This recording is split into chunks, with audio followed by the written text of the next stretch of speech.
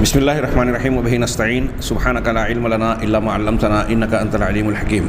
الحمد للہ رب العالمین والصلاة والسلام علی سید المرسلین وعلی آلہ وصحبہ اجمعین ومن تبعہم بإحسان الی یوم الدین اعوذ باللہ من الشیطان الرجیم بسم اللہ الرحمن الرحیم آمن الرسول بما انزل الیہ من ربہ والمؤمنون کل آمن باللہ وملائکتہ وکتبہ ورسلہ لا نفرق بین احد من رسلہ وقالوا سمعنا واطعنا غفرانک ربنا والیک المصیر۔ سامعین کرام، آج کے درس میں ہم جناب محمد رسول اللہ صلی اللہ علیہ وسلم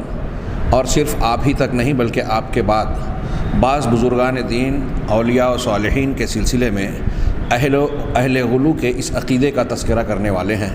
جس میں وہ ایسا سمجھتے، مانتے اور یقین رکھتے ہیں کہ اللہ کے علاوہ ان کو بھی اپنی حاجتوں میں پکارا جا سکتا ہے، یعنی ان سے دعائیں کی جا سکتی ہیں۔ دعائیں کی جا سکتی ہے کا صاف مطلب یہ ہوا کہ یہ لوگ یہاں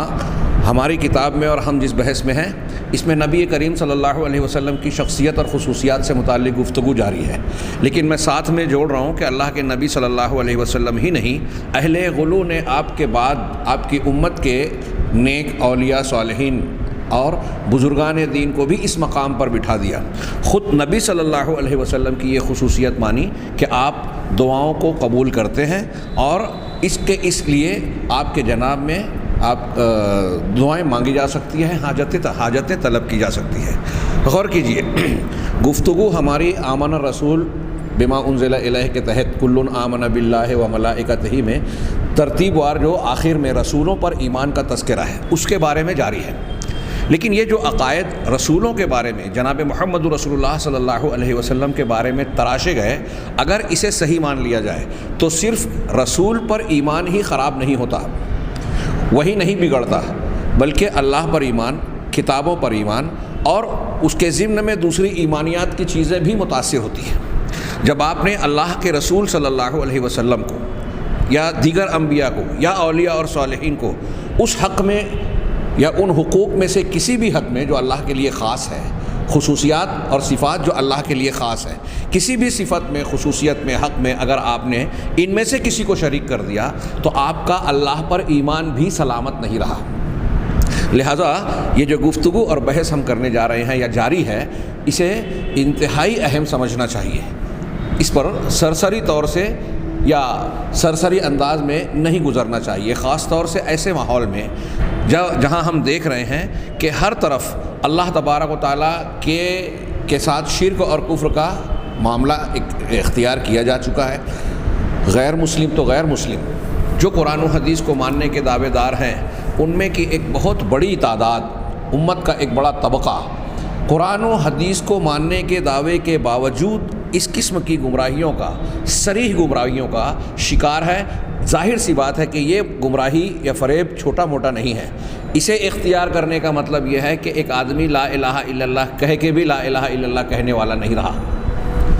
میرے اس جملے پر توجہ فرمائیں، خاص طور سے وہ حضرات جو اس قسم کے عقائد کے گرویدہ ہیں، گرفتار ہیں، وہ سوچیں۔ میں ایک چھوٹی بات نہیں کہہ رہا ہوں کہ اگر آپ یہ عقائد، یہ چیزیں مانتے ہیں جس کا تذکرہ ہم کر رہے ہیں، اہل غلو کی طرف سے تراشے ہوئے عقائد، تو آپ کا لا الہ الا اللہ، آپ کا مسلمان ہونے کا دعویٰ غلط ہے، بیکار ہے، یہ میں نہیں کہہ رہا۔ قرآن حدیث کی دلیلیں، تمام انبیاء کرام علیہم الصلاۃ والسلام کی دعوت اور ان کی دعاؤں کا جو ہے حاصل یہی تھا۔ یہاں دکتور صادق کی کتاب سے میں عبارت کو پڑھ رہا ہوں یا عنوان پڑھ رہا ہوں، ملاحظہ فرمائیں۔ اختصاص النبی صلی اللہ علیہ وسلم عند الغلاۃ بأنہ یجیب الدعاء وترفع الیہ اکف الذراع۔ اہل غلو کے نزدیک نبی صلی اللہ علیہ وسلم کا اختصاص، یعنی یہ خصوصیت رکھنا کیا کہ آپ دعاؤں کا جواب دیتے ہیں، یعنی دعائیں قبول کرتے ہیں، اور آپ کے جناب میں، آپ کی بارگاہ کہہ لیجئے ان کے عقیدے کے اعتبار سے، آپ کے جناب میں عاجزی اور گریہ زاری، ذراع گڑگڑانا، گریہ زاری کرنا، عاجزی اور گریہ زاری کی ہتھیلیاں آپ کے جناب میں پھیلائی جاتی ہیں، اٹھائی جاتی ہیں۔ یعنی آپ کو یہ خصوصیت حاصل ہے کہ نبی صلی اللہ علیہ وسلم کے بارے میں ہم یہ مانیں کہ آپ دعائیں قبول کرتے ہیں، لوگوں کی سنتے ہیں، اور اس وجہ سے آپ کے جناب میں ہم دعا کے لیے ہاتھ اٹھا سکتے ہیں۔ یہ عنوان قائم کرنے کے بعد شیخ نے یہاں 10-11 اشعار الگ الگ شعراء کے عربی زبان میں ذکر کیے ہیں۔ جیسے پہلے 4 اشعار ہیں، میں چاہتا ہوں کہ اس کا صرف مفہوم تذکرہ کر دوں۔ وہاں کا جوہر ابیات جاءت بخط اسیر ذنب یرقم، وہاں کا جوہر و ابیات بکا افتخرت، یہ میرے اشعار کے جوہر ہیں، آپ کے ذریعے سے میں نے فخر کیا۔ یہ اشعار جو میں نے لکھا ہے گناہ کے قیدی کے ہاتھ سے خط سے لکھا جا رہا ہے۔ یہ جو لکھ رہا ہے ایک گنہگار، گناہ کا قیدی ہے، گناہ میں گرفتار آدمی ہے جو لکھ رہا ہے۔ فنحس بقائلہا عبد الرحیم ومن یلی ہے انہم صرف الدہر یدہم، کہہ رہے ہیں کہ لہٰذا اس کے کہنے والے عبد الرحیم اور جو اس سے متعلقین ہیں ان کے لیے تو دنیا کے جو غموں نے ان پر گھیرا ڈال رکھا ہے، اس کو دور کرنے کے لیے تو اٹھ جا اجعلہ منک بمرع العین مرحمہ، اور کہہ رہے ہیں کہ آنکھ کی نگرانی کے ساتھ اپنی طرف سے ان کو رحمت کا مرکز بنا دے، جبکہ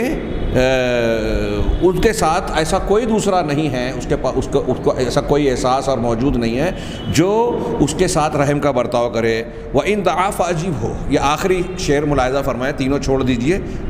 کہ اللہ کے رسول صلی اللہ علیہ وسلم کو خطاب کر کے شاعر کہہ رہا ہے کہ آپ ہی ہمارے اوپر نظر کرم کیجئے، اور اس کے بعد کہہ رہے ہیں وَإِن دَعَا فَأَجِبْهُ، اگر وہ دعا کرتا ہے تو آپ اس کی دعا کو قبول کیجئے۔ وَأَحْمِ جَنَابَهُ، اور اس کے پہلو کی اس کی حفاظت کیجیے۔ یا خیر من دفنت فی القاع آدم، کہہ رہے ہیں کہ اے وہ سب سے بہترین شخص جس کو دنیا کے اندر سب سے بہترین اور عظمت والی شخصیت جس کو دفن کیا گیا، ہو سکتا ہے مفہوم میں تھوڑا سا فرق ہو، میں اس پر توجہ نہیں دے رہا ہوں، اصل مقصود جو ہے کہ اگر دعا کر رہے ہیں تو دعا کو قبول کیا جائے اور اس کی حفاظت کی جائے۔ یہ شاعر گویا اللہ کے نبی صلی اللہ علیہ وسلم سے، اور پھر ساتھ میں تدفین کا ذکر کیا، مطلب خطاب نبی کریم صلی اللہ علیہ وسلم سے ہے جو زمین میں دفن کر دیے گئے ہیں، ان کا تذکرہ کرے۔ یا خیر من دفنت فی القاع اعظمہ، سب سے عظیم سرزمین میں جس کو تو دفن کیا گیا ہے، اور سب سے عظیم شخصیت، سب سے بہتر شخصیت، سب سے عظیم شخصیت جو سب سے بہترین زمین میں دفن کی گئی ہے۔ وقال ایضا واللہ اعلم، اور دوسرا جو کہہ رہا ہے دوسرے شعر میں بھی ہے کہ اب بنی طال بک السقام فلیتنی، کہ بیٹے، اپنے بیٹے کو خطاب کر کے کہہ رہا ہے کہ تیری بیماری بڑی طویل ہو گئی، لمبی مدت سے تو بیمار ہے، کہہ رہا ہے میں اپنے آپ کو تیرے فدیے میں پیش کر دیتا اگر والد اپنے بیٹے کا بدلہ ہو سکتا۔ ہمارے یہاں بولتے ہیں نا کہ اس کے بدلے میری جان لے لے، تو اگر ایسا ہوتا تو میں اپنے آپ کو تیرے بدلے میں پیش کر دیتا، شاعر کہہ رہا ہے۔ دوسرے شعر میں کہتا ہے ابنیا ما بیدی لمثلک حیلہ، کہ بیٹے تجھ جیسے شخص کے لیے میرے پاس کوئی ہیلا، کوئی ذریعہ نہیں ہے، لیکن امد الی ابن آمنہ یدیہ، لیکن میں ابن آمنہ کے جناب میں اپنے ہاتھوں کو پھیلا رہا ہوں۔ یہ پہلا دیوان البرعی سے شرح کے ساتھ نقل کیا گیا تھا، اور یہ دوسرے اشعار بھی اسی مرجع سے ہیں، صفحہ نمبر 176، پہلے کا صفحہ الگ ہے۔ تیسرے نمبر پر انہوں نے نبہانی کے حوالے سے فتح اللہ ابن نحاس کا قول نقل کیا، یا رب بابو کا بابک و رجائی فی کا وفیہ طامع طوراً انادی ربی ربی و تارتاً یا خیر شافعی۔ یہ دوسرے شعر کا میں ترجمہ کر دوں کہ کبھی ایک مرحلہ، ایک حالت ایسی ہوتی ہے کہ میں رب ربی کہہ کے پکارتا ہوں۔ غور سے سنیے یہ شاعر کیا کہہ رہا ہے کہ ایک کبھی ایسی حالت ہوتی ہے، طوراً اطوار مراحل اور حالات کو کہتے ہیں، کہ کبھی ایسا مرحلہ پیش آتا ہے، ایسی حالت ہوتی ہے کہ میں کہتا ہوں، پکارتا ہوں یا رب رب، پروردگار پروردگار، وطارتاً، اور کبھی ایسا ہوتا ہے یا خیر شافعی، کہ شفاعت کرنے والوں میں سب سے بہتر شخصیت کو پکارتا ہوں کہ اے سب سے بہتر شفاعت کرنے والے، یعنی کبھی اللہ کو پکارتا ہوں اور کبھی محمد رسول اللہ صلی اللہ علیہ وسلم کو، جن کو خیر شافع کہا ہے۔ اسی طرح برعی کہتے ہیں ولیس معی ازاد ولا لی وسیلہ، میرے پاس کوئی زاد اور توشہ نہیں ہے، سامان سفر نہیں ہے، اور نہ ہی کوئی وسیلہ اور واسطہ ہے، سوا ہاشمی بالبہاء متوج الوذ بک بہی ذاک الجناب فاحتمی، سوائے اس ہاشمی شخصیت کے جو بہا اور رونق کے ساتھ تاج پہنایا گیا ہے، میں اس کے ذریعے سے پناہ لیتا ہوں، اس کے جناب میں، اس کی بارگاہ میں پناہ لیتا ہوں، اور فاحتمی بمن هو عند الکرب للکرب مفرج، اور میں اس کے ذریعے سے غم اور مصیبت کی حالت میں جو ہے اپنی حفاظت اور مدافعت چاہتا ہوں، جو کہ کرب کو، غم کو دور کرنے والا ہے، ہٹا دینے والا ہے۔ آخری شعر جو کہہ رہا ہے وَأَدْعُوهُ فِي الدُّنْيَا فَتَقْضِي حَوَائِجِي، کہ میں اس کو دنیا میں اس کو پکارتا ہوں،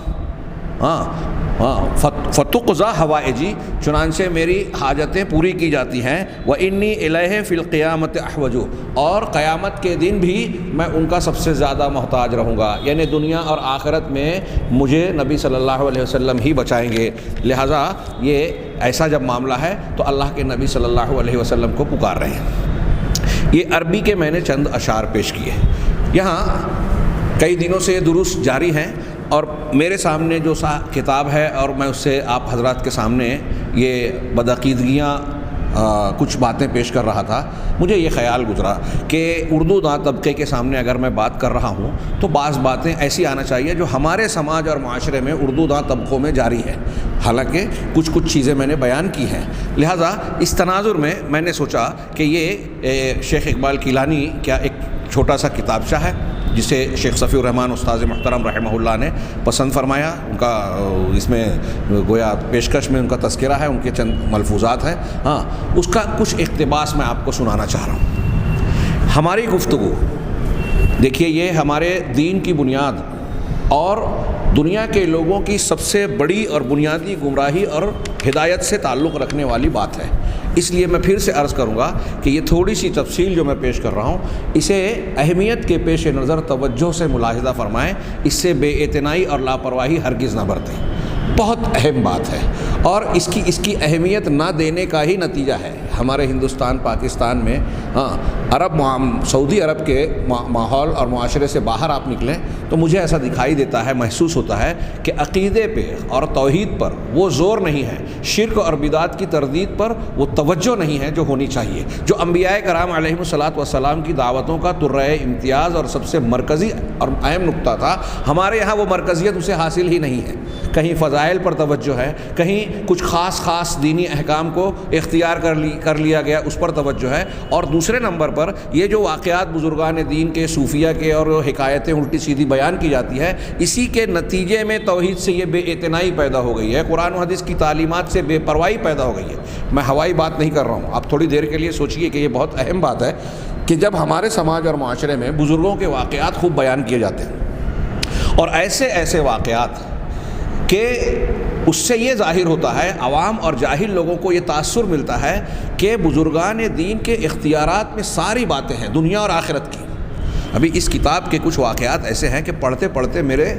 رونگٹے کھڑے ہو گئے، میں گھبرا گیا کہ ایسی بات بھی کوئی مسلمان عقیدے کے طور پر اختیار کر سکتا ہے کیا؟ سوچئے، ابھی اس سے پہلے ہماری سامنے والی کتاب میں شیخ عبد القادر جیلانی سے اللہ کا مباحثہ تذکرہ کیا گیا، نعوذ باللہ،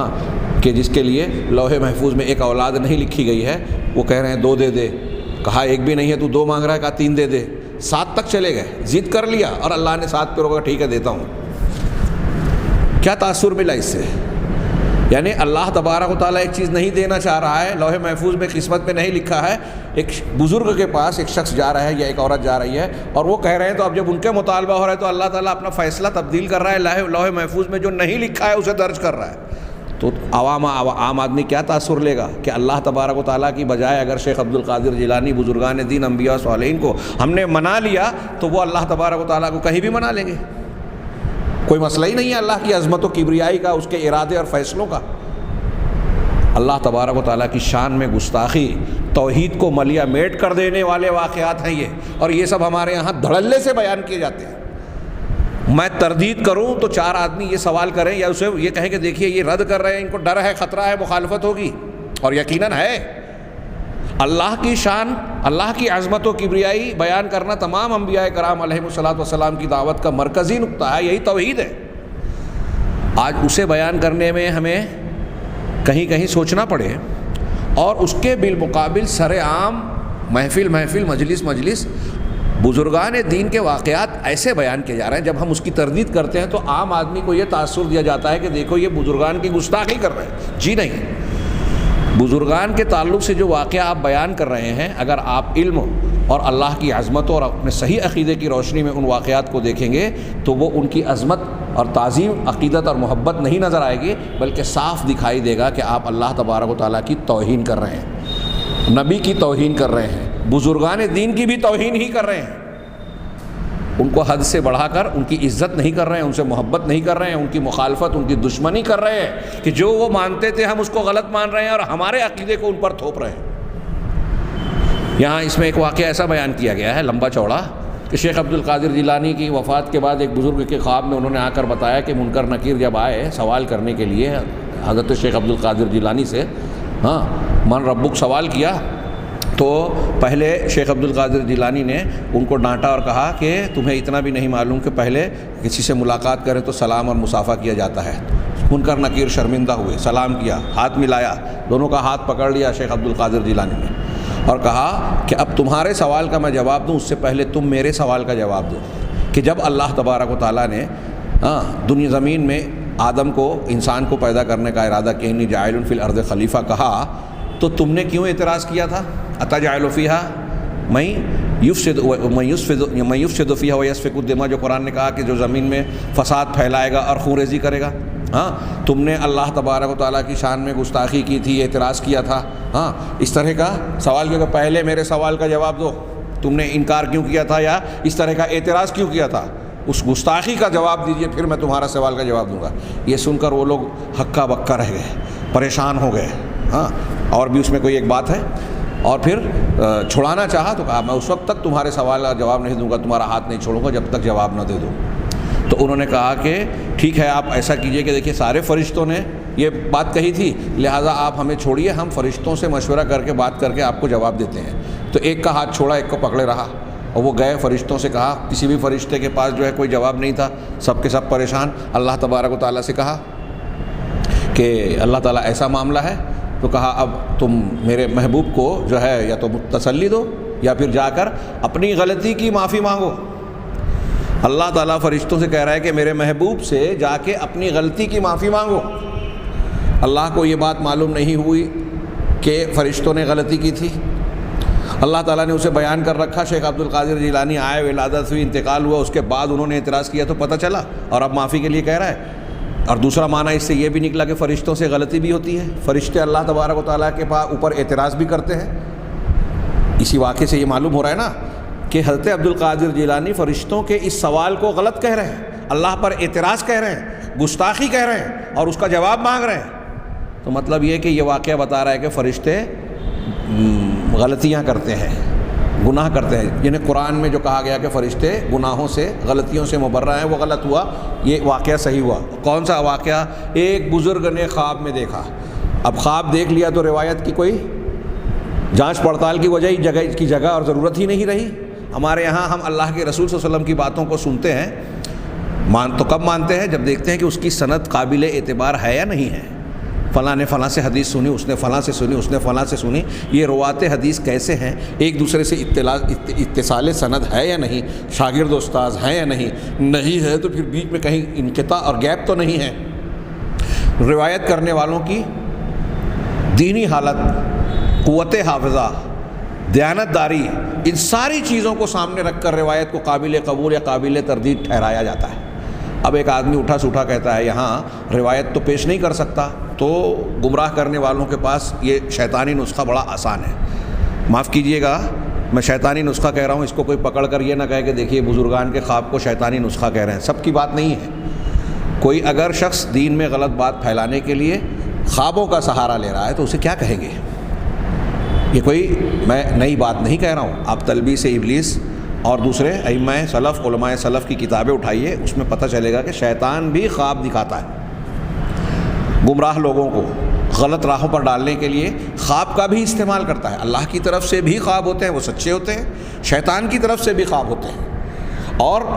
خواب جو ہے وہ ضروری نہیں ہے کہ نیک اور مسلمان کو ہی نظر آئے۔ سورہ یوسف میں قرآن میں مطالعہ کیجئے کہ بادشاہ جو مصر کا بادشاہ تھا، حضرت یوسف علیہ السلام کے دو قیدی ساتھی جو دونوں کے دونوں مشرک و کافر تھے، کیونکہ انہوں نے جب حضرت یوسف علیہ السلام سے اپنے خواب کی تعبیر پوچھی تو حضرت یوسف علیہ السلام نے خواب کی تعبیر بتانے سے پہلے ان کو توحید کی دعوت دی۔ اس کا مطلب یہ کہ وہ توحید پر نہیں تھے، پھر بھی انہوں نے جو خواب دیکھا تھا وہ ویسا ہی ہوا جیسا خواب دیکھا تھا۔ اس کا مطلب یہ کہ کسی کا خواب سچا ہونا اس کے متقی پرہیزگار یا اللہ کے مقرب ہونے کی دلیل نہیں ہے۔ تو خیر یہاں بھی یہ روایتیں کی جاتی ہیں، تو بس ایک بات دعویٰ کر دیا کہ کسی بزرگ نے، فلاں بزرگ نے خواب میں دیکھا۔ اب جو واقعہ بیان کیا جا رہا ہے شیخ عبد القادر جیلانی رحمہ اللہ کے حوالے سے، وہ عالم برزخ کا ہے۔ عالم برزخ میں کس نے دیکھا، کس نے روایت کیا؟ خواب۔ اب خواب کا شرعی مقام کیا ہے یہ عوام کو نہیں بتایا جاتا۔ جو لوگ خوابوں کی بنیاد پر اپنے دین کی دکانیں چلا رہے ہیں، کاروبار چلا رہے ہیں، وہ یہ نہیں بتاتے کہ قرآن اور حدیث کی روشنی میں کسی کا بھی خواب، انبیاء کے خواب کے بعد کسی کا بھی خواب شریعت کی دلیل نہیں ہے۔ خواب کے ذریعے سے شرعی احکام میں کسی چیز کو ثابت کرنا یا کسی چیز کو رد کرنا یہ اختیار نہیں کیا جائے گا۔ ثابت شدہ کوئی چیز ہے، ہاں اس کی کوئی تائید ہو رہی ہے، ایسا مانیں گے۔ ایک آدمی مسلمان بندہ اگر سچا خواب دیکھ رہا ہے، نبی کریم صلی اللہ علیہ وسلم کو دیکھا مثال کے طور پہ، تو اچھے خواب کو اللہ کے رسول صلی اللہ علیہ وسلم نے وحی کا حصہ کہا ہے، اور یہ وحی کا حصہ اس معنی میں نہیں ہے کہ اس سے شریعت کے احکامات صادر ہوں گے، بلکہ اس کی وضاحت خود حدیثوں میں موجود ہے کہ یہ بشرا عاجلہ ہے، مومن کے لیے دنیا کے اندر بشارت ہے اللہ کی طرف سے، خوشخبری کے طور پر ہے، اس کے لیے خوشی اور تسلی کا سامان ہے جو اللہ کی طرف سے، یہ اس کا اور اللہ کا معاملہ ہے۔ اس کے لیے یہ نہیں ہے کہ وہ خواب دیکھ رہا ہے تو دنیا میں ڈھنڈورا پیٹے کہ میں نے خواب دیکھا اور میرا یہ مقام اور حیثیت ہے، میری باتوں کو مانو، ہاں اب میں جو کہہ رہا ہوں وہ شریعت کا حکم رکھتی ہے، میں حلال حرام بولوں تو اس کو تسلیم کر لو، یہ حیثیت نہیں ہو جاتی ہے اس کی، جیسا کہ ہمارے ہاں لوگ تاثر دیتے ہیں بزرگان دین کے خوابوں کو بیان کر کے۔ تو اب شیخ عبد القادر جیلانی کے اس واقعے کو خواب کے حوالے سے بیان کیا جا رہا ہے، اور یہاں ایک جملے میں یہ کہہ دوں کہ فرشتوں نے جو سوال کیا تھا نا کہ کیا دنیا میں تو ایسے خلیفہ کو مقرر کرنے والا ہے جو فساد پھیلائے قریشی، یہ اللہ تبارک و تعالیٰ پر اعتراض نہیں تھا، اللہ کے فیصلے کا تعاقب نہیں تھا، یہ استفسار تھا، سوال تھا، پوچھنا تھا۔ جیسے ایک مثال دوں دوسری کہ حضرت ابراہیم علیہ السلام کا سوال و جواب قرآن میں ہے، اللہ نے کہا کہ مجھے دکھا، میں دیکھنا چاہتا ہوں کہ تو کیسے مردوں کو زندہ کرتا ہے، ہاں کیف تحیی الموتیٰ۔ تو اس کا یہ مطلب نہیں ہے کہ حضرت ابراہیم کو شک تھا، کہ یہ اللہ کے رسول نے فرمایا ہے کہ اگر ابراہیم شک کرتے تو ہمیں بدرجہ اولا شک، نحن احق بالشک من ابراہیم او کما قال کما ورد فی الحدیث، بخاری وغیرہ میں ہے۔ حضرت ابراہیم نے شک نہیں کیا تھا، مزید ایمان کے لیے خود قرآن میں موجود ہے کہ اللہ نے پوچھا کہ اولم تؤمن، کیا تیرا ایمان نہیں ہے، یقین نہیں ہے؟ تو حضرت ابراہیم نے کیا جواب دیا، بلا کیوں نہیں، میں ایمان تو رکھتا ہوں، ولکن لیطمئن قلبی، لیکن یہ میں جو سوال کر رہا ہوں تجھ سے یہ اپنے دل کے قلب کے اطمینان کے لیے مانگ رہا ہوں۔ یعنی ایمان سے زائد مزید مضبوطی جب آتی ہے تو اطمینان کا درجہ حاصل ہو جاتا ہے، حق الیقین عین الیقین وغیرہ آپ نے پڑھا سنا ہوگا۔ تو حضرت ابراہیم علیہ السلام نے جس طرح سے ایک سوال کیا، ایسے فرشتوں نے ایک سوال پوچھنے سمجھنے کے لیے کیا، ہاں اعتراض کے طور پر نہیں کیا تھا کہ شیخ عبد القادر جیلانی یا کوئی کہے اچھا چلو اعتراض کیا اور وہ چیز غلط تھی اللہ تعالیٰ کو، اور پھر کسی پیغمبر کو نبی کو اس کا علم بھی نہیں ہو سکا، شیخ عبد القادر جیلانی آ کر اس فرشتوں کی اس غلطی کا مواخذہ کر رہے ہیں، وہ بھی منکر نکیر کے واسطے سے۔ اب گئے تو فرشتوں نے جب دیکھا کہ اس کا کوئی جواب نہیں ہے، اس واقعے میں جو اس کتاب میں درج ہے حوالے کے ساتھ میں گوہر شاہی کی کتاب سے، وہ کہتے ہیں کہ اللہ نے کہا کہ ٹھیک ہے میرے محبوب سے جا کے اپنی غلطی کی معافی مانگو اور تلافی کرو۔ اب فرشتوں نے جا کر عرض کیا کہ ہم نے غلطی کی تھی، معاف کیجیے۔ تو شیخ یہ میں اپنے الفاظ میں خلاصہ بیان کر رہا ہوں کہ شیخ عبد القادر جیلانی نے کہا کہ ٹھیک ہے اگر ایسا ہے تو میں فرشتوں کو اللہ اسی وقت معاف کروں گا، میں ان لوگوں کو اس وقت معاف کروں گا جب تو میرے نام لیوا، میرے ماننے والے جو میرے مریدین ہیں، ہاں ان کی بخشش تو کر دے۔ اللہ تبارک و تعالیٰ نے پھر اسے منظور کیا کہ ٹھیک ہے، ہاں میں تمہارے مریدین کو بخشتا ہوں، تو فرشتوں کو معاف کر دے۔ یعنی فرشتوں کی سفارش اللہ کر رہا ہے، اللہ شیخ عبد القادر جیلانی کی بارگاہ میں اللہ تبارک و تعالیٰ فرشتوں کا وسیلہ بن گئے، نعوذ باللہ۔ کتنی بڑی گستاخی کی، کتنی بڑی گستاخی ہے۔ مجھے تو ڈر لگتا ہے کہ ایسی باتیں جو لوگ مانتے ہیں وہ ڈرتے کیوں نہیں کہ زمین پھٹ جائے اور اس میں سما جائے، آسمان ٹوٹ کر ان پر گر پڑے، اللہ کا عذاب انہیں گرفتار کر لے۔ ہاں، تعالی اللہ عما یقولون علوا کبیرا۔ اللہ کی شان آپ نے بار بار پڑھی کہ اللہ تعالیٰ صرف وحی کا ارادہ کرتا ہے تو فرشتے دہشت سے بے ہوش ہو جاتے ہیں۔ قیامت کے دن انبیاء کرام اللہ کے سامنے زبان نہیں کھولیں گے، بغیر اجازت کے نفسی نفسی نفسی کہتے رہیں گے۔ فرشتے صف لگا کر کھڑے رہیں گے، کوئی کلام کی جرت نہیں کرے گا جب تک اللہ تبارک و تعالیٰ اجازت نہ دے۔ اللہ کی یہ شان و عظمت ہے، اور یہاں اللہ کی شان کو گھٹا کے اس واقعے میں یہ شیخ عبد القادر جیلانی کے جھوٹے واقعے کو بیان کیا جا رہا ہے، وہ بھی عالم برزخ کے واقعے کو۔ ایسی کتنی باتیں ہیں جو لوگوں نے تراش رکھی ہے۔ نبی کریم صلی اللہ علیہ وسلم کے بارے میں اگر وہ مستجاب الدعوات یا دعاؤں کو قبول کرنے والی فضیلت ثابت کرنے کی کوشش کر رہے ہیں تو یہ تو ہے ہی غلو۔ ہاں، اور آپ کے بعد آپ کے امت میں بزرگان دین کے بارے میں یہ ثابت کر رہے ہیں، اور جب قرآن و حدیث اللہ کے نبی صلی اللہ علیہ وسلم کو بتا رہے ہیں کہ آپ عالم الغیب نہیں ہیں، آپ کسی چیز کا اختیار نہیں رکھتے، آسمان اور زمین میں ایک ذرے کے بھی مالک نہیں ہیں، آپ اپنے کسی کو ہدایت نہیں دے سکتے، انک لا تہدی من احببت ولکن اللہ یہدی من یشاء، آپ کا معاملے میں کوئی اختیار نہیں ہے، تو اس سے یہ ساری باتیں رد ہو جاتی ہے کہ جب جناب محمد رسول اللہ صلی اللہ علیہ وسلم کو اللہ کی خصوصیات صفات میں کوئی اختیار، کوئی شمولیت اور شراکت حاصل نہیں ہے تو نبی صلی اللہ علیہ وسلم سے کم درجے والوں کو کیسے حاصل ہو سکتی ہے۔ یہاں میں شیخ اقبال کیلانی کی کتاب کے کچھ حصے پڑھنا چاہتا ہوں، اس لیے نہیں پڑھ رہا ہوں کہ اقبال کیلانی، اس میں کچھ حوالے ایسے ہیں جو بعض بڑی شخصیات کے تعلق سے کی عبارتوں کو پیش کیے گئے ہیں۔ اہل تصوف اور جو بریلوی حضرات ہیں ان کے یہاں جو بڑی شخصیات ہیں، میں ان کی کتاب کا ایک حصہ مشرکین کے جو دلائل ہیں جو اپنا شرک کرتے تھے، اپنے شرک کرنے کو جائز بتانے کے لیے جو دلائل دیتے تھے نا، اس کا عنوان قائم کر کے انہوں نے کیے، پہ درمیان سے ایک عبارت پڑھ رہا ہوں۔ وہ کہتے ہیں کہ ایک طرف مشرکین کا تذکرہ کیا کہ وہ اللہ کو رب اکبر، خالق مالک تو مانتے تھے، مشرکین اللہ کو اپنا رب اکبر، معبود اعلیٰ اور خدائے خداوند، یہ انہوں نے استعمال کیا، جس کو قوس میں لکھا گریٹ گاڈ، ہاں، تسلیم کرتے ہیں، اسے اپنا خالق، رازق اور مالک سمجھتے ہیں، جان پہ بن آئے تو خالصتاً اسی کو پکارتے بھی ہیں، لیکن ساتھ ساتھ یہ عقیدہ بھی رکھتے ہیں، ہاں، یہ یہاں سے دیکھیے، ملاحظہ فرمائیے کہ مشرکین مکہ کا عقیدہ ہے، اور اس کے بعد یہ موجودہ دور کے کچھ لوگوں کا تذکرہ کریں گے، ہاں، لیکن ساتھ ساتھ یہ عقیدہ بھی رکھتے ہیں کہ اولیاء کرام چونکہ اللہ کے ہاں بلند مرتبہ ہوتے ہیں، اللہ کے محبوب اور پیارے ہوتے ہیں، لہٰذا اللہ تعالیٰ نے اپنے اختیارات میں سے کچھ اختیارات انہیں بھی دے رکھے ہیں۔ اللہ تعالیٰ نے کچھ اختیارات ان بزرگان دین کو، اپنے مقرب بندوں کو بھی دے رکھا ہے، اس لیے ان سے بھی مرادیں مانگی جا سکتی ہیں، ان سے بھی حاجت اور مدد طلب کی جا سکتی ہے۔ مشرکین کے عقائد کے تناظر میں دیکھیے کہ وہ شرک کرتے تھے تو کیا سمجھتے تھے، کیوں شرک کرتے تھے معبودوں کے بارے میں؟ اس کی 2-3 وجوہات میں سے ایک وجہ جو بیان کرتے ہیں وہ خود جس کو بنیاد بنا کر وہ ان کی عبادت کر رہے ہیں کہ یہ جو ہمارے معبودان ہیں، بزرگان تھے، بڑے لوگ تھے، یہ اللہ کے یہاں،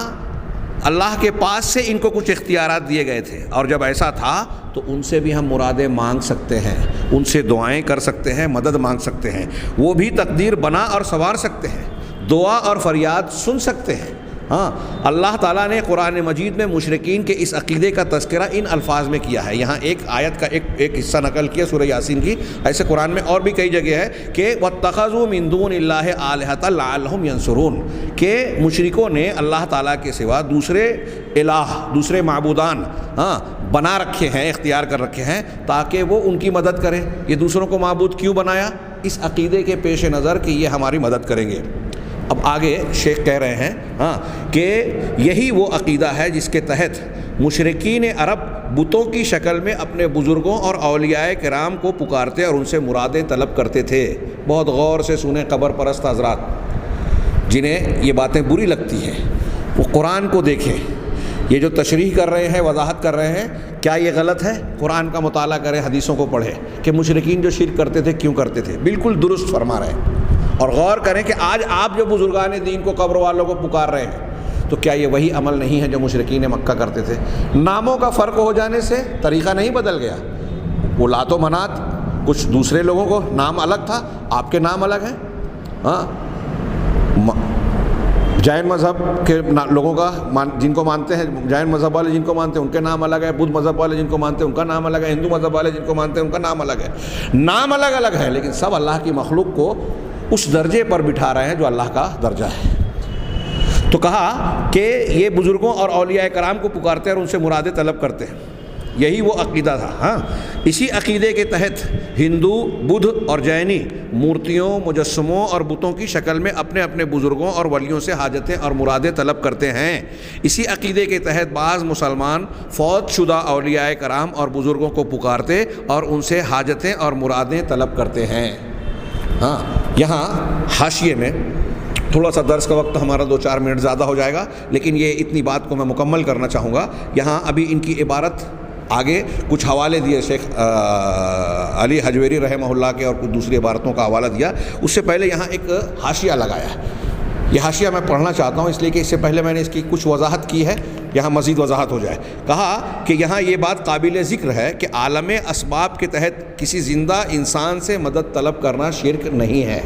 میں نے اس سے پہلے بتایا کہ جو ہمارے یہاں شرط لگاتے ہیں کہ ایسی چیز میں اللہ سے مانگنا، مدد مانگنا جس کی قدرت انسان نہیں رکھتے، غیر اللہ سے، یہ شرک ہے۔ جس کی انسان قدرت نہیں رکھتا، یہ اس کی وضاحت مزید ہو رہی ہے، اس حاشیے کو غور سے سماعت فرمائیں۔ کہہ رہے ہیں البتہ عالم اسباب سے بالا تر اللہ کے سوا کسی دوسرے کو پکارنا شرک ہے۔ اب ایک مثال دی،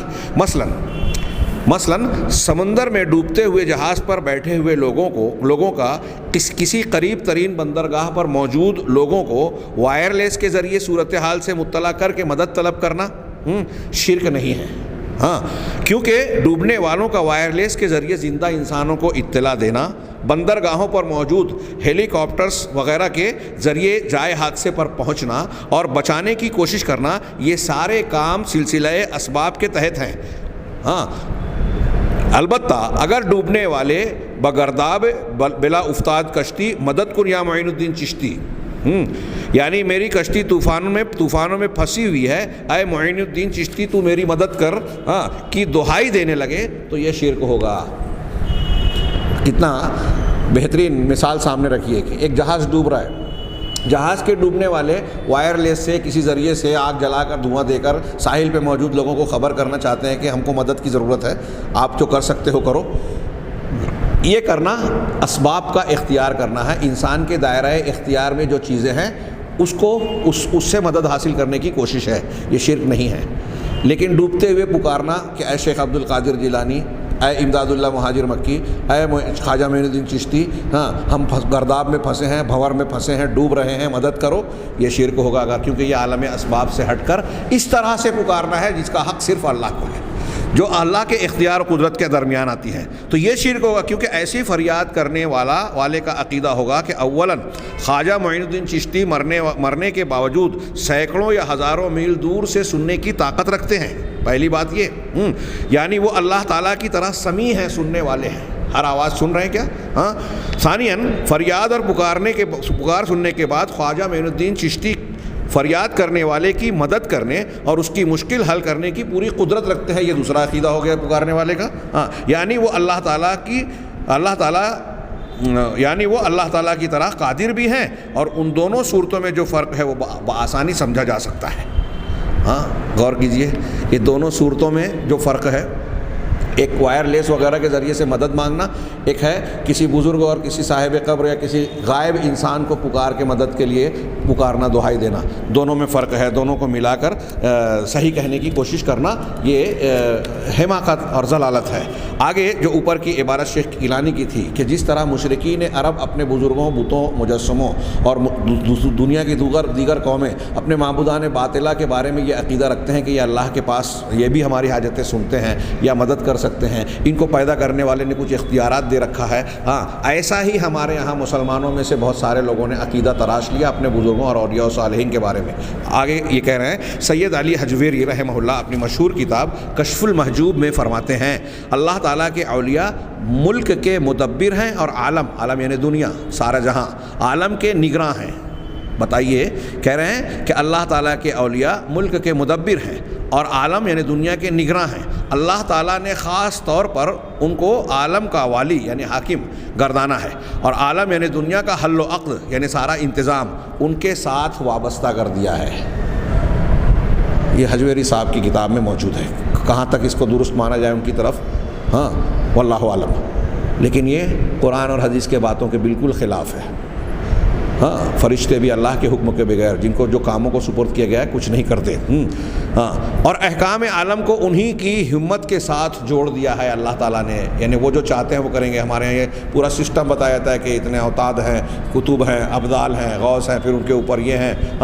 آگے کہہ رہے ہیں کہ اسی طریقے سے دوسری اس کا حوالہ دیا ہے تصوف کی 3 اہم کتابیں سید عروج قادری کے حوالے سے یہ چیز نقل کی ہے. حضرت نظام الدین اولیاء اپنی معروف کتاب فوائد الفؤاد میں فرماتے ہیں، ان کی کتاب میں یہ لکھا ہوا ہے کہ شیخ نظام الدین ابو المؤید بارہا فرمایا کرتے کہ میری وفات کے بعد جس کو کوئی مہم درپیش ہو تو اس سے کہو کہ 3 دن میری زیارت کو آئے.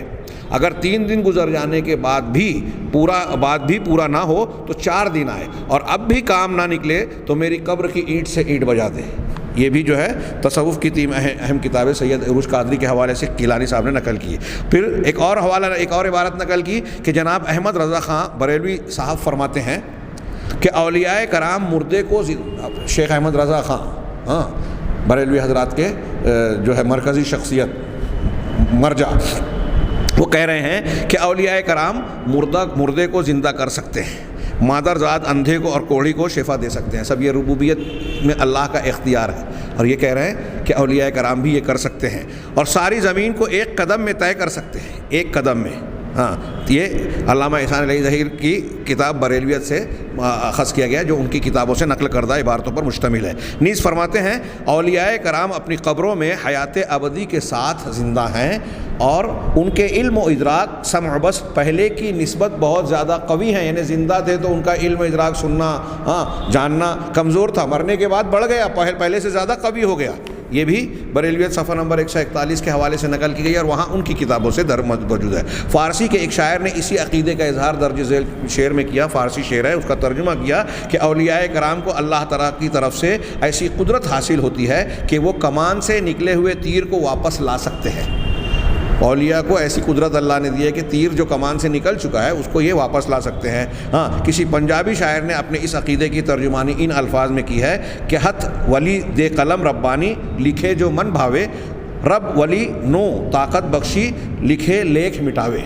یہ ہو سکتا ہے تلفظ میں فرق ہو، پنجابی زبان کا شعر ہے جس کا ترجمہ ہے کہ اللہ تعالیٰ کا قلم ولی کے ہاتھ میں جو چاہے لکھے. اللہ تعالیٰ نے ولی کو یہ طاقت بخشی ہے کہ جو چاہے لکھے، جو چاہے مٹا دے. بزرگان دین اور اولیاء کرام کے بارے میں اسی قسم کے مبالغہ آمیز عقائد اور تصورات کا یہ نتیجہ ہے کہ لوگ اولیاء کرام کے ناموں کی دہائی دیتے ہیں اور ان سے مدد اور مرادیں مانگتے ہیں. خود امام اہل سنت کہلانے والے شیخ احمد رضا خان بریلوی شیخ عبد القادر جیلانی کے بارے میں فرماتے ہیں. شیخ احمد رضا خان صاحب عبد القادر جیلانی کے بارے میں کہتے ہیں کہ اے عبد القادر، اے فضل کرنے والے، بغیر مانگے سخاوت کرنے والے. یہ اللہ کے نام کریم اور اکرم کا معنی ہوگا. اے انعام و اکرام کے مالک، تو بلند و عظیم ہے، ہم پر احسان فرما اور سائل کی پکار کو سن لے. اب دیکھیے احمد رضا صاحب کے ان الفاظ کے مطابق تو شیخ عبد القادر جیلانی کی بھی یہ خصوصیت ہے کہ وہ انعام و اکرام سے نواز سکتے ہیں، بغیر کسی بدلے کی خواہش کے سخاوت کرتے ہیں اور پکارنے والے کی پکار اور دعا کو سن سکتے ہیں. اے عبد القادر، ہماری آرزوؤں کو پورا کر. جناب احمد رضا کے بارے میں، احمد رضا خان صاحب کے بارے میں ان کے ایک عقیدت مند شاعر کا اظہار عقیدت ملاحظہ ہو. وہ کہتا ہے 4 جانب مشکلیں ہیں ایک، میں اے میرے مشکل کشا احمد رضا، لاج رکھ لے میرے پھیلے ہاتھ کی. احمد رضا کو خطاب کر کے کہہ رہا ہے کہ لاج رکھ لے میرے پھیلے ہاتھ کی، اے میرے حاجت روا احمد رضا. انا للہ و انا الیہ راجعون. شیخ عبد القادر جیلانی کے بارے میں بھی کسی شاعر نے ایسا ہی اظہار خیال کیا ہے کہ امداد کن ازرن جغم آزاد کن، در دین و دنیا شاد کن یا شیخ عبد القادر جیلانی. اس کا ترجمہ ہوگا اے شیخ عبد القادر، میری مدد کیجئے اور مجھے رنج و غم سے آزاد کر دیجئے، نیز دین اور دنیا کے تمام معاملات میں مجھے خوش کر دیجئے. حضرت علی کے بارے میں عربی کے ایک شاعر نے اپنے عقیدے کا اظہار یوں کیا. حضرت علی کے بارے میں ناد علی مظہر العجائب تجدہ عونا فی النوائب. یہ پہلا مصرع ہوا کلو ہم و غم سینجلی بے ولایت کا یا علی یا علی انا للہ و انا الیہ راجعون. لکھا ترجمہ ہے کہ عجائبات ظاہر کرنے والے علی کو پکارو، ناد پکارو. پکارو، یہ شیعوں کا عقیدہ ناد علی۔ آج کل ہمارے یہاں بھی مولا علی یا علی المدد تو پکارا جاتا ہے۔ علی اللہ کا بھی نام ہے، لیکن ہمارے یہاں جب کیا جاتا ہے تو حضرت فاطمہ کے شوہر اللہ کے رسول صلی اللہ علیہ وسلم کے چچا زاد بھائی، چوتھے خلیفہ راشد اہل بیت کی شخصیت حضرت علی مراد ہوتے ہیں، ہاں، جن کے بارے میں شیعوں اور روافض نے غلو کیا اور آپ کو وہ ان کے عقائد اپنی جگہ، تو ان کے تراشے ہوئے عقیدے کی بنیاد پر حضرت علی کو ایک خاص مقام حاصل ہے۔ ہمارے یہاں آج کل ہم دیکھتے ہیں کہ رکشوں پر اس کو اسٹیکر بنایا جاتا ہے، مولا علی یا علی المدد، یا صرف یا علی کہہ کے کتبے لگائے جاتے ہیں۔ یہ پکارنا کیا معنی رکھتا ہے؟ شرک ہے کہ آپ اس طرح کہہ کے، یہ دیکھیے یہ عقیدہ اس میں ظاہر ہو رہا ہے کہ عجائبات ظاہر کرنے والے علی کو پکارو، ہر مصیبت میں اسے اپنا مددگار پاؤ گے، اے علی تیری ولایت کے صدقے عنقریب سارے غم دور ہو جائیں گے۔ اس سے پتہ ہے کہ یہ علی سے مراد یہاں اللہ نہیں ہے۔ ان افکار و عقائد کو سامنے رکھتے ہوئے یا محمد، یا علی، یا حسین، یا غوث العظم جیسے ندائیہ کلمات کی حقیقت آسانی سے سمجھی جا سکتی ہے، اور یہ اندازہ لگانا مشکل نہیں کہ ان کلمات کے پس منظر میں کون سا عقیدہ کار فرما ہے۔ اولیاء کرام اور بزرگان دین کے بارے میں پائے جانے والے ان تصورات اور عقائد کا اب ہمیں کتاب و سنت کی روشنی میں جائزہ لینا چاہیے۔ اس کے بعد انہوں نے قرآن کی دلیلوں کی روشنی میں ذکر کیا۔ ہم ان دلیلوں کو یہاں بھی کچھ حصہ پڑھیں گے اور کچھ چیزیں گزرتی رہی ہے۔ اللہ تبارک و تعالیٰ نے قرآن میں بالکل صاف بار مختلف پیرائیوں اور انداز میں، انتہائی مؤثر انداز میں، کہیں علمی طور پر، کہیں غور و فکر کے دلائل کی روشنی میں، کہیں واقعات کی روشنی میں یہ واضح کیا ہے کہ سارے اختیارات اللہ کے ہاتھ میں ہیں۔ آسمان اور زمین کی کوئی چیز ذرہ برابر بھی کسی اور کے اختیار میں نہیں ہے۔ والذین تدعونہ من دونہ کیا ہے؟ اللہ کے علاوہ جن کو تم پکارتے ہو، سورہ فاطر کی جو آیت ہے، لا یملکون ما یملکون من قطمیر، وہ کھجور کی گٹھلی کے چھلکے کے بھی مالک نہیں ہیں۔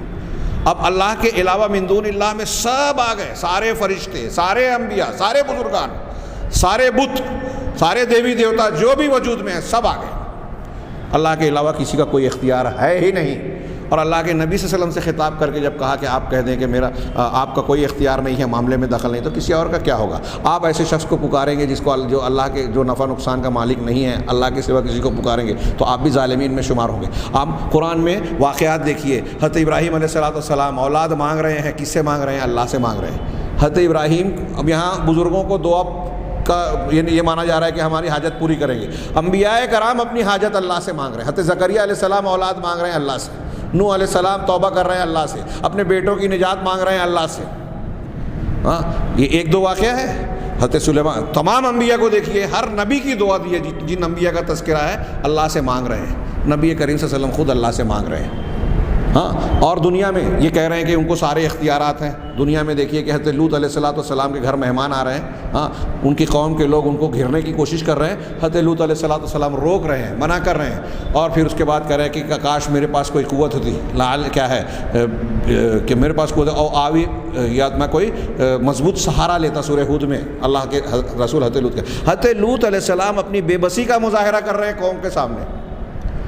ایسے انبیاء کرام علیہ السلام کا معاملہ یہ ہے، اور بزرگوں کے بارے میں یہ قصے واقعات بیان کیے جا رہے ہیں جاہل عوام کے سامنے عقیدہ خراب کرنے کے لیے کہ دیکھو یہ جو چاہیں کر لے، اللہ کے پاس جانے کی ضرورت نہیں ہے، توحید کی ضرورت نہیں ہے۔ قرآن حدیث کے واقعات اور انبیاء کی دعوت کو کیا توجہ سے دیکھیں، ان بزرگان کا دامن تھام لو۔ ایسا کرنے کا مطلب یہ ہے کہ آپ قرآن حدیث اور دین کو طاق میں رکھ رہے ہیں۔ ان واقعات کے تناظر میں میری بات اچھی طریقے سے، یہ میں اس درس کا آخری بات کہہ رہا ہوں آج کے درس کی، کہ ان واقعات کے تناظر میں آپ کا مقصد،